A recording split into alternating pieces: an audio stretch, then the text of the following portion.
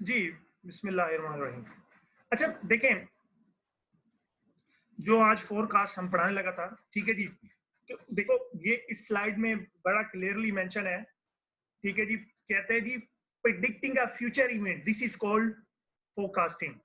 ठीक है जी। भाई फोरकास्टिंग क्यों करते हैं? भाई डिसीजंस के लिए, बिजनेस डिसीजंस के लिए। टाइप्स ऑफ डिसीजन किस किस्म के हो सकते हैं जी? प्रोडक्शन हो सकता है, इन्वेंट्री हो सकती है, पर्सनल पर्सनल से मेरे ह्यूमन रिसोर्स मैनेजमेंट, और फैसिलिटीज मतलब लॉजिस्टिक्स होगी। दूसरी अपना ना कि सिर्फ आप इलेक्ट्रिसिटीज और अदर चीजें, इस काइंड ऑफ द फैसिलिटीज। ठीक है जी। दिस काइंड ऑफ क्या है जी? अपना डिसीजंस लेते हैं। अब इसके लिए हमें फोरकास्ट करने पड़ता है कि जी फ्यूचर में हमें किस किस्म के स्टेप्स लेने पड़ेंगे। ठीक हो जी। अच्छा जी, वो कहता है जी चलें टाइम होरिजन, जारी बात है, फोरकास्टिंग आप कह सकते हो, in other words calculation of times. अच्छा जी, वो कहते हैं तीन तीन तीन टाइम्स के, मतलब तीन टाइप्स के टाइम्स हो सकते हैं। Short time, short range forecast है, 3 मंथ से कम या मैक्सिमम 1 ईयर हो सकता है। मीडियम जी वो 3 मंथ से लेके 3 इयर्स तक जा सकते हैं। और लॉन्ग रेंज में ये है कि जी 3 इयर्स इक्वल 3 इयर्स या मोर देन 3 इयर्स हो सकता है। वो कहते हैं यार इतना लॉन्ग लॉन्ग फोरकास्टिंग की क्या जरूरत है? वो कहते हैं जी न्यू प्रोडक्ट प्लानिंग। ठीक है, जैसे अब मैं फर्दर आपको एग्जांपल भी दूंगा प्रोडक्ट लाइफ साइकिल का। फैसिलिटी, लोकेशंस, नया प्लांट खोलने के लिए research and development, new product introduce करने के लिए रिसर्च एंड डेवलपमेंट करते हैं। ये इसलिए बताना जरूरी था। बाकी शॉर्ट टर्म आपको पता है डेली बेसिस पे एक्टिविटीज जो चल रही होती हैं वो आप उसको आप मद्देनजर रख रहे होते हो। ठीक है जी। नेक्स्ट हम चलते हैं कि भाई देखें डिफरेंसेस वो बता रहा है, लॉन्ग टर्म शॉर्ट टर्म। ये मैंने अभी आपको वैसे लास्ट वाली स्लाइड में बता दिया है कि क्या है, क्या डिफरेंसेस हो सकते हैं इसमें। Comprehensive issues and support management decision regarding planning products, plants and processes. ठीक है जी। मीडियम और लॉन्ग रेंज के लिए। और लॉन्ग रेंज मैंने आपको बताया इसका ड्यूरेशन टाइम कितना हो सकता है? 3 इयर्स, कम से कम 3 इयर्स या मोर देन 3 इयर्स हो सकता है। ठीक है जी। अच्छा, अब उसकी मोर देन कितना, मैक्सिमम कितना हो सकता है, वो लिमिट्स नहीं बताई गई लॉन्ग टर्म्स में। लेकिन मीडियम में हमने बताया था जी 3 मंथ से लेके 3 इयर्स तक हो सकता है। शॉर्ट टर्म का आपको मैंने बता दिया कि जी 3 मंथ से कम और 1 ईयर इक्वल या नॉट मोर देन 1 ईयर। ठीक है जी। अब जैसे वो कहते हैं जी, जैसे प्रोडक्ट लाइफ साइकिल की मैंने आपको कहा जी एग्जांपल देना चाहूंगा कि जी क्यों प्रोडक्ट लाइफ साइकिल्स में फोरकास्ट करने की क्यों जरूरत है। जैसे factory capacity, inventory levels and staffing, यहाँ पे आपको बताता हूँ। इंट्रोडक्शंस और सिर्फ ग्रोथ के लिए हमें फोरकास्ट करने की जरूरत होती है। बेसिकली हमें किसके लिए होती है? इंट्रोडक्शन और ग्रोथ लेवल के लिए। क्यों भी इस लेवल पे क्यों होता है? मेच्योरिटी और डिक्लाइन के लिए हमें कोई फोरकास्ट करने की जरूरत नहीं होती। इस टाइम हम फुली डेवलप, हमारा बिजनेस हो चुका होता है। ठीक है। और हमें हमारे जो आइडियाज होते हैं वो एक किस्म का सीपीएम पे चल रहे होते हैं। नॉट फॉर द पार्ट में हमें पता था कि हमें अनसर्टेनिटी होती है और अनसर्टेनिटी को रियलिटी की तरफ लेके जाने के लिए हमें एक forecast formulas, different techniques use करनी पड़ती हैं। वो डिफरेंट टेक्निक्स आपको बाद में बताऊंगा फोरकास्ट की कि हम फोरकास्ट कैसे कर सकते हैं, उसके लिए टेक्निक्स कौन सी यूज होती हैं। चलिए इंट्रोडक्शन के लिए क्या है जी, चलो मैं बता देता हूँ क्यों कर रहे होते हैं हम फोरकास्टिंग। ये मेथड जो है लॉन्ग टर्म, अपना मीडियम और लॉन्ग रेंज, क्यों हम कर रहे होते हैं इन दो स्टेप्स पे, इंट्रोडक्शन और ग्रोथ के ऊपर। Best period to increase market share, research and development, engineering and critical. भाई देखो, इंट्रोडक्शन ऑफ प्रोडक्ट करना है तो आप रिसर्च के बगैर तो नहीं कर सकते।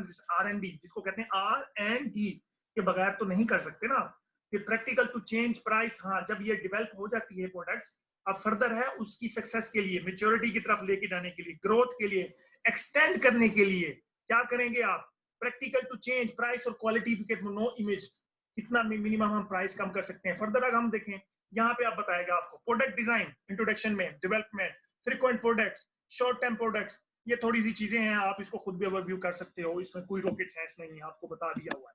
ठीक है जी। चलिए जी, वो कहते हैं चलो टाइप्स ऑफ फोरकास्ट किसके, इकोनॉमिक फोरकास्ट भी, टेक्नोलॉजी फोरकास्ट और डिमांड फोरकास्ट। लेकिन जो हमारा जो बिजनेस के पॉइंट ऑफ व्यू से जो मेन है, जो इंपॉर्टेंट है, वो डिमांड है। और हमारी जो फर्दर डिस्कशन भी रहेगी वो डिमांड फोरकास्ट के ऊपर रहेगी। ठीक है जी, क्योंकि as a manager point of view से हम देखना चाह रहे हैं। ठीक है जी। वो देखिए बिजनेस साइकिल्स क्या है जी, बिजनेस है तो प्रोडक्ट साइकिल भी हम कह सकते हैं, inflation rate, money supply, housing start. अच्छा जी, टेक्नोलॉजिकल फोर्स पे प्रेडिक्ट रेट ऑफ टेक्नोलॉजी का प्रोग्रेस, जहरी बात है भाई। कितना चेंज आ रहा है इसमें टेक्नोलॉजी में, कितना चेंज हो रहा है, आपने कितना उसको चेंज को अडॉप्ट करना है। ठीक है, देखो अगर टेक्नोलॉजी में आप पीछे रह गए तो आपके प्रोडक्ट, जैसे मैं अक्सर एग्जांपल देता हूं लोगों को, नोकिया की और सैमसंग की, क्या हुआ, एंड्रॉइड सॉफ्टवेयर की गेम हुई थी, क्या था वो टेक्नोलॉजिकल एडवांटेज था ना, एक लीडिंग पावरफुल जेंट कंपनी थी, जेंट कंपनी नोकिया, वो बैठ गई, जीरो हो गई, जिफर हो गई एक किस्म की। ठीक है, क्यों? On the basis of technology. उन्होंने नहीं प्रिडिक्ट कर पाए, वो फोरकास्ट नहीं कर पाए कि ये एंड्रॉइड सॉफ्टवेयर कितना इंपॉर्टेंट है, इसको अगर वो अडॉप्ट कर लेते तो। Impact development of new products, जारी बात है, न्यू प्रोडक्ट्स तो बाद में हो गया ना, टेक्नोलॉजिकल देख के रिसर्च एंड डेवलपमेंट रखें। Predict sales of existing product and services, कि भाई फर्दर हम कितना मैक्सिमम बेच सकते हैं और हम मैक्सिमम कितना प्रोड्यूस करना चाहिए। ऐसे ना हो इन्वेंट्री धड़ा फुल हो जाए, गोदाम आपके भरे हुए हो और ऑर्डर आपके पास ना हो। ठीक है जी, डिमांड को देखते हुए आपने प्रोडक्ट प्रोड्यूस करना है। सही है जी, इसलिए बड़ा इंपॉर्टेंट है। फर्दर देखते हैं,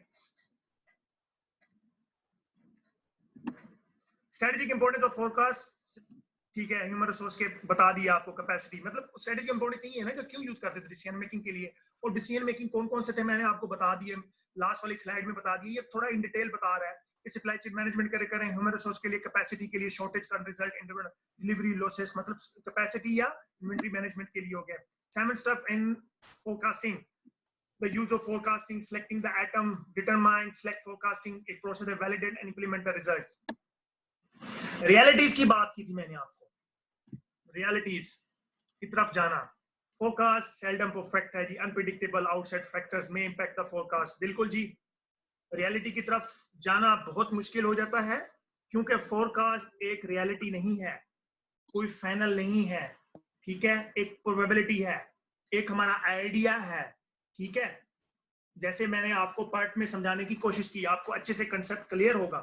ठीक है, most assume underlying stability the system, लेकिन हम कोशिश कर रहे होते हैं कि जी हम ऐसी वैल्यू लें जो मोस्ट नियर और रिलायबल और क्लोज हो रियलिटी के।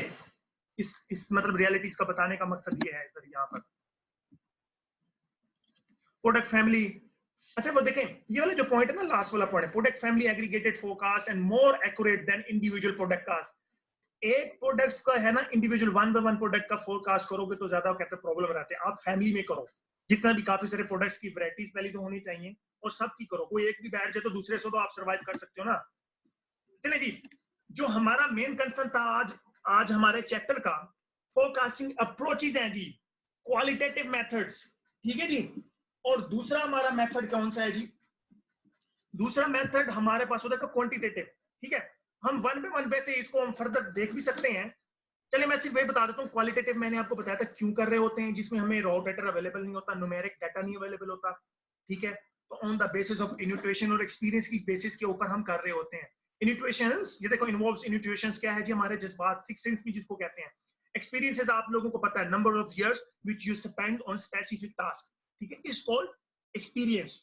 अच्छा जी, कहता है जी situations unclear, little data exist, new production technology के लिए है बेसिकली। तो अच्छा जी, क्वांटिटेटिव मेथड्स क्या है जी? क्वांटिटेटिव मेथड्स, इसमें वो कहता है एग्जिस्टिंग प्रोडक्ट्स होता है, करंट टेक्नोलॉजी होती है। क्योंकि देखो क्वालिटेटिव में फर्स्ट टाइम हो रहा था, पहले न्यू प्रोडक्ट्स होता है, क्योंकि ऑलरेडी वो लॉन्च नहीं कर रहे थे, इसलिए डाटा नहीं होता हमारे पास।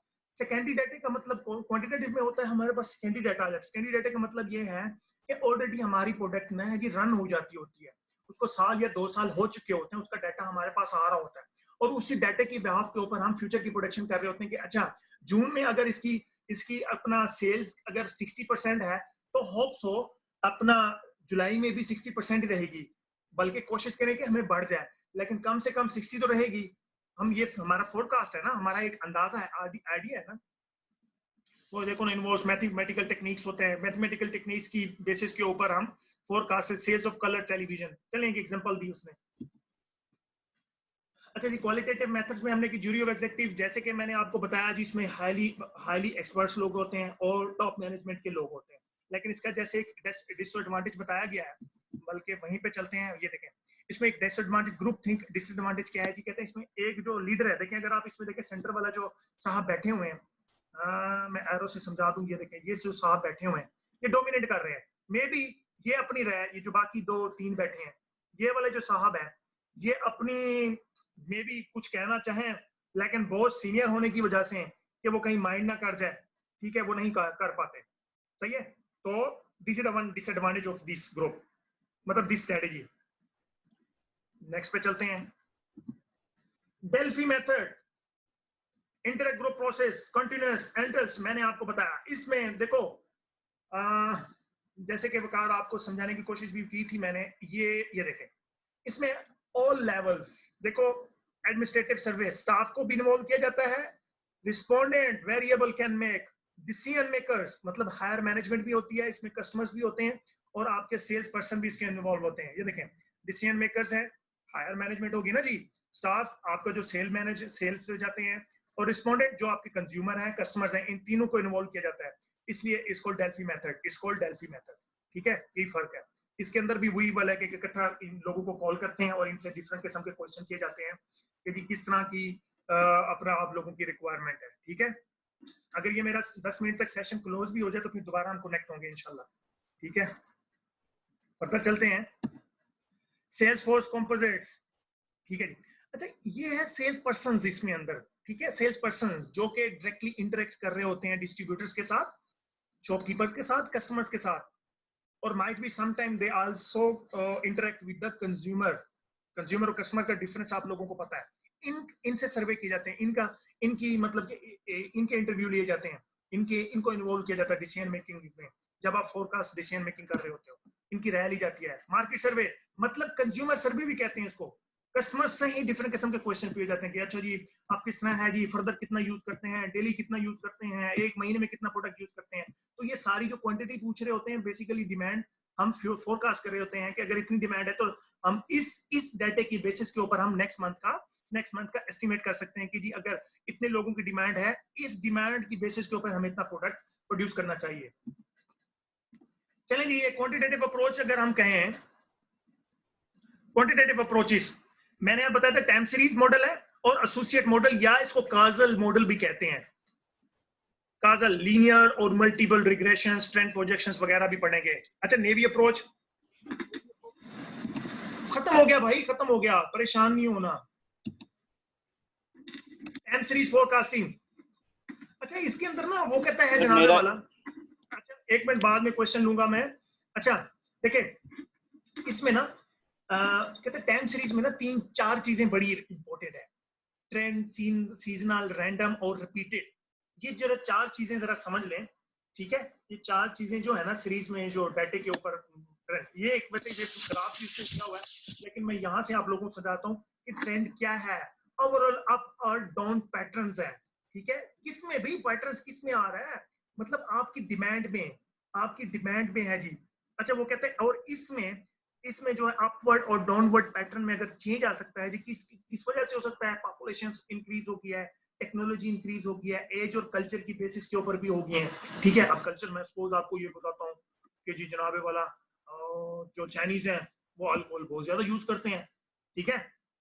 उनका कोई अगर सीजन आ गया, नेक्स्ट हम बताऊंगा सीजनल भी, वो भी इससे इंटरेक्ट हो, ये चारों चीजें जो है ना इंटरेक्ट होती हैं एक दूसरे के साथ। चलें इसमें सीजनल कंपोनेंट्स, गर्मियों में अगर आप गर्मियों में देखें, सर्दियों वाले कपड़े बिकेंगे नहीं, बिकेंगे ना।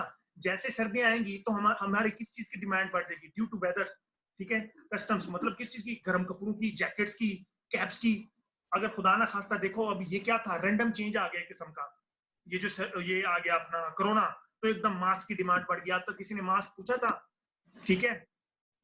अच्छा, रिपीटेड कंपोनेंट्स ये है कि हमें पता है एक सिमुलस टर्म चल रही है, एक मतलब कि एक रूटीन में प्रोडक्ट बिक रहा है, repeating upon down movements affective business cycle, political economic factors might be can affect, लेकिन एक सीमित में चल रही है, स्मूथ चल रही है। अगर मतलब इस मंथ अगर 20% हुई है तो नेक्स्ट मंथ भी 20% जाने का है, थर्ड परसेंट भी मतलब एक्सपेक्ट कर रहे होते हैं कि हमारा एक रूटीन में प्रोडक्ट चलेगा, रिपीट होता रहेगा। रिपीटेड प्रोडक्ट ना, मैंने आपको बताया ये नया बिजनेस नहीं है, आप लोगों को और बताया। रैंडम, जैसे अभी कोरोना की एग्जांपल दी है, फ्लक्चुएशन आ जाती है, रेजिडुअल फ्लक्चुएशंस एकदम वेदर की तरफ से भी आ सकती है, ठीक है, इन्फ्लेशन की वजह से भी आ सकती है, जैसे अभी कोरोना की वजह से भी आ सकती है, duration non repeat due to random variation और अनफोर्सीन इवेंट्स। अब हमें नहीं पता था, अनफोर्सीन इवेंट हमें कोरोना का पता था, बिल्कुल नहीं था ना। देखो अब लोगों ने कभी किसी ने पूछा था कि तेल जो है, मैंने ये सुना कि जी अब पता नहीं सोशल मीडिया की खबर है, इसमें कितनी सदाकत है। कहते हैं जी मुफ्त बिक्री है, उनको स्टोर करने की जगह नहीं है। रॉ जो उसका कच्चा तेल जिसको कहते हैं, ठीक है, क्रूड ऑयल, उसको स्टोर करने की जगह नहीं है, मुफ्त में बेच रहे हैं। अब ये सोशल मीडिया की खबर है, माइट भी, लेकिन ये तो फैक्ट है। इसकी वजह से हमारी पूरी दुनिया की इकोनॉमी डिस्ट्रॉय तो हुई है, लॉस में तो जा रही है। ठीक है, ये क्या था, अनफोर्सीन इवेंट था ना, रैंडम हो गया, हमारी कर्व एक स्मूथ चल रही थी। ठीक है, अगर इसमें देखें, ये देखें, ये अभी इसमें समझाने की कोशिश करता हूँ आपको, फिर अच्छे तरीके से समझ आए।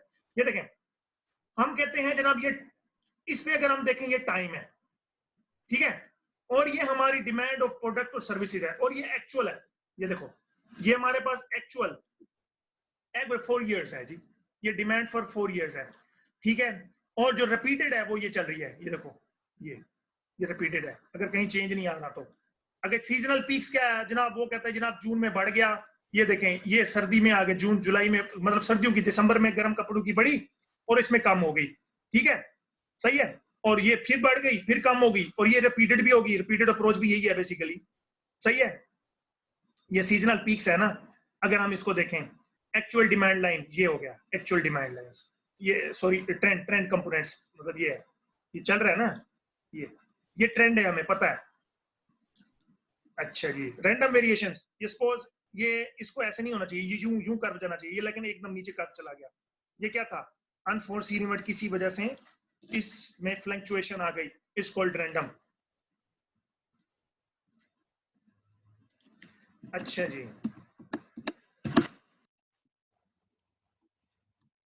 मैं सिर्फ इसमें एक बता दूं, तो नेवी अप्रोच क्या था, ये सबसे बड़ी इज्जत है।